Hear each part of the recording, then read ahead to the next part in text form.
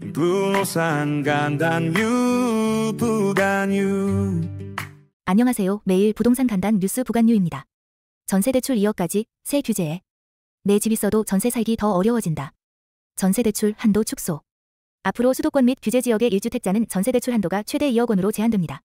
기존에는 SGI 보증 기준 최대 3억 원까지 가능했지만 이제는 SGI와 HUG 보증 모두 2억 원으로 맞춰집니다. LTV, 주택담보인정 비율, 규제 강화. 규제지역 내 주택을 담보로 대출받는 경우 LTV 비율이 60%에서 40%로 하향 조정됩니다. 이는 지난 6.27 부동산 대책의 후속 조치로 해석됩니다. 전세대출 줄어드는 금액 평균 약 6,500만 원. 전세 실수요자의 대출 한도가 줄어들면서 수도권 평균 전세보증금 기준으로 보면 평균 6,500만 원 정도 대출이 줄어드는 효과가 있을 것으로 분석됩니다. 특히 주목할 점은 이번 조치가 이미 1주택을 보유한 실수요자에게도 영향을 주며 수도권 및 인기 지역의 전세자금 마련이 더욱 어려워질 수 있다는 점입니다. 정부는 과도한 전세대출 수요가 집값 상승을 유발할 수 있다는 우려에서 규제 카드를 꺼내 들었지만 실수요자들의 부담은 커질 수 있어 논란이 예상됩니다.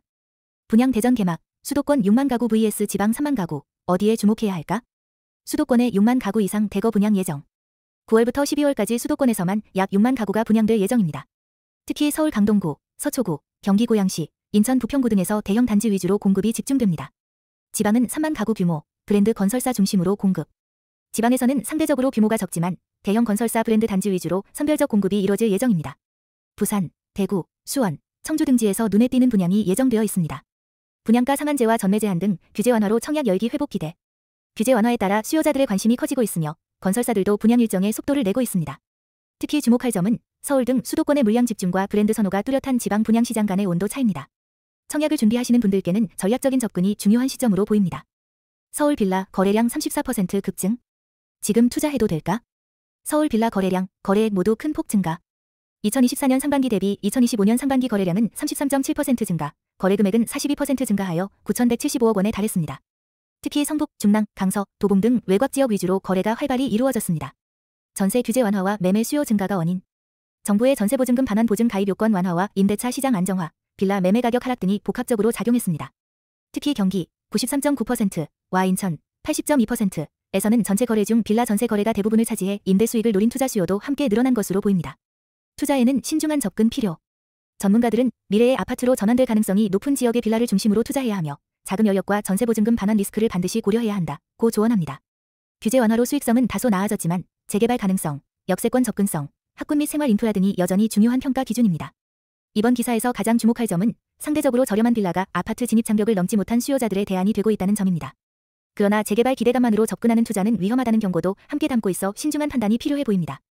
한 채 재건축의 두 채 분양도 가능? 리모델링, 정비사업 대폭 완화된다.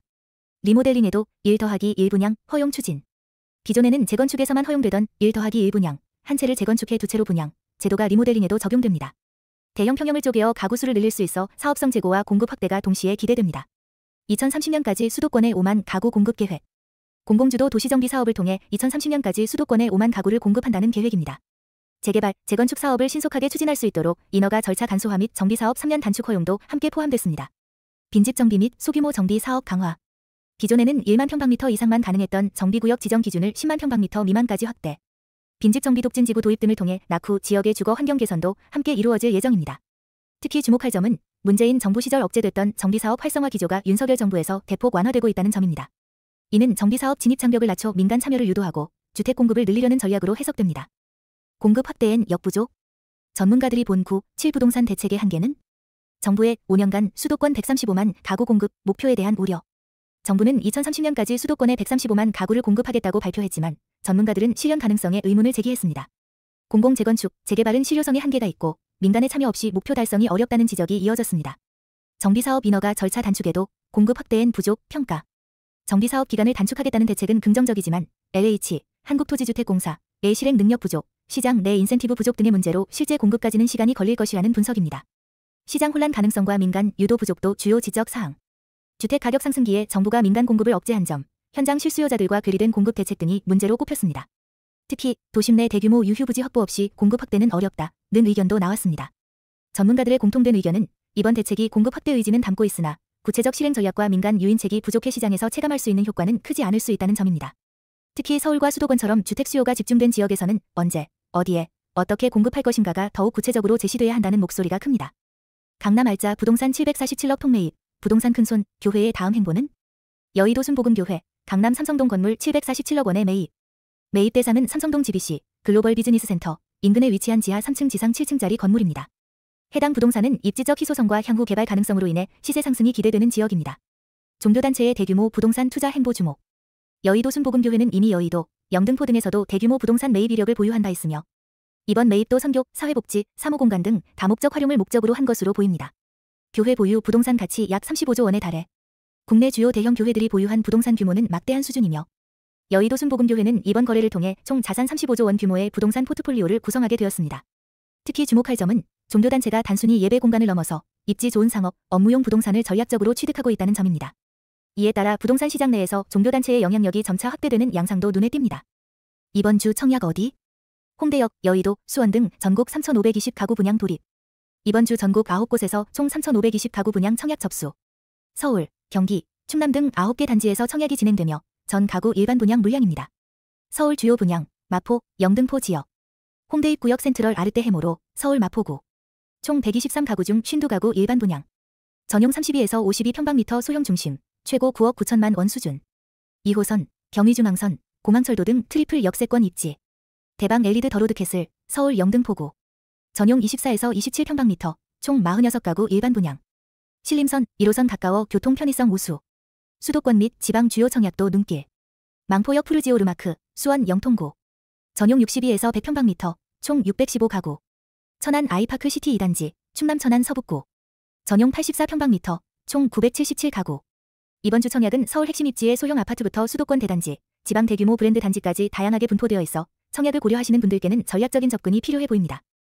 서울 성동구 집값 상승률 최고. 송파 뒤이어. 서울 성동구, 전국에서 가장 높은 주간 아파트 가격 상승률 기록. 8월 29일 9월 4일 기준 서울 성동구의 아파트 가격은 0.2% 상승. 그 뒤를 서울 송파구 0.19%, 전북 덕진구 0.18% 등이 이었습니다. 비수도권 중에서는 전북 덕진구와 충북 청주 흥덕구가 상승률 상위에 이름을 올렸습니다. 송파구 잠실 리센츠 84평방미터 34억 원의 실거래. 전국 매매가 1위는 서울 송파구 리센츠로 고가 거래가 여전히 이어지고 있습니다. 그 외에도 서울 성동구 서울 숲더샵, 신천동 파크리오, 여의도 극동아파트 등도 고가 매매 거래가 이루어졌습니다. 전세가도 강세, 서초구 반포동 레미안 원베일리 전세 44.5억 원. 전세 거래 최고가는 레미안 원베일리 133평방미터 44.5억.